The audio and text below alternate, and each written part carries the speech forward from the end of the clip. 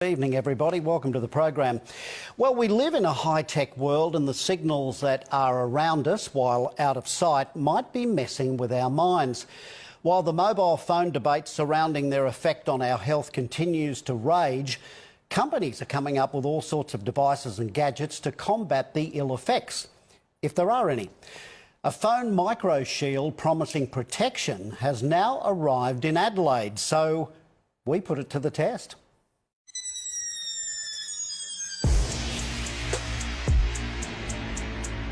Our energy isn't designed to be bombarded with all this electromagnetic radiation every day.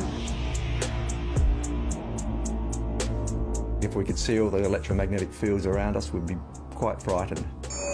We're surrounded in signals. I think it's the root cause of a lot of cancers. 3G, 4G, now 5G is coming to a suburb near you. It is a big health issue and it's only going to get worse. The big telcos will tell you there's nothing to see here. It's a bit like the cigarette companies saying that tobacco wasn't a problem. Electromagnetic radiation is what mobile phones emit. The question is it in harmful doses? I've seen enough patients already with sickness from mobile phone use. Adelaide health professionals like naturopath Dr. Jeffrey Bryant and Deborah Regari from the House of Healing say it's downright dangerous. Many in the scientific field today are very concerned as well. I had a woman came in here once with a 3-week-old baby in a pram with the mobile phone right next to this baby's head playing at music. But now a tiny wafer-thin shield is being touted as a potential protector of our brain.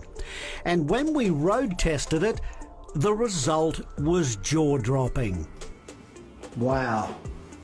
We'll return to that soon, but Tony Mark Seymour, the man who introduced it to Adelaide from the US, reckons he was initially sceptical. Most of these devices don't work, and in fact some of them can have a negative effect. The EMF shield uses so-called quantum physics to assist the body to counterbalance these negative signals from phones. But do we really need to be shielded? Well, the only large study into a link between mobile phones and brain cancer was funded by the mobile phone companies. But even that study hinted at a relationship between high usage of mobile phones, more than half an hour a day, and brain cancer. Neurosurgeon Dr. Charlie Teo says his patient records turn up some chilling coincidences, like a man who used his company mobile constantly. He died of brain cancer. All 4 partners in the company died of brain cancer, and then his wife rang us up 2 years after he died to say that the secretary, who was also on the mobile phone, died of brain cancer. Telstra pointed us towards the World Health Organisation's ruling on the matter. To date, no adverse health effects have been established as being caused by mobile phone use. But delving deeper, WHO has classified radio frequency electromagnetic fields, as emitted by mobile phones, as possibly carcinogenic to humans, based on an increased risk of glioma, a malignant type of brain cancer. So I do know that if you're exposed enough to EMR, you will get brain cancer and you'll die from it. Now the test. I spent 10 minutes with my mobile phone against my ear, had a thermal image snapped, and the result floored me and my crew. Not only hot, but white hot in the ears region. The EMF shield was then attached to the back of the phone, another 10 minutes on it. This time the image snapped was cool. I would love to see more detailed investigation as to how it works, what it actually does to the radio signals, so that we can actually understand, the effect that you saw in the thermal imaging that you did.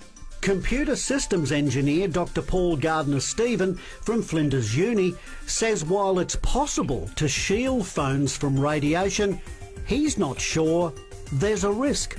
In that regard, I would say that the jury, I think, is still out, at least from what I've read. The more people that are exposed to this technology and these devices, the better. And details on the shield are on our website, and we contacted the TGA to get their thoughts on the device. Their statement is also on our website.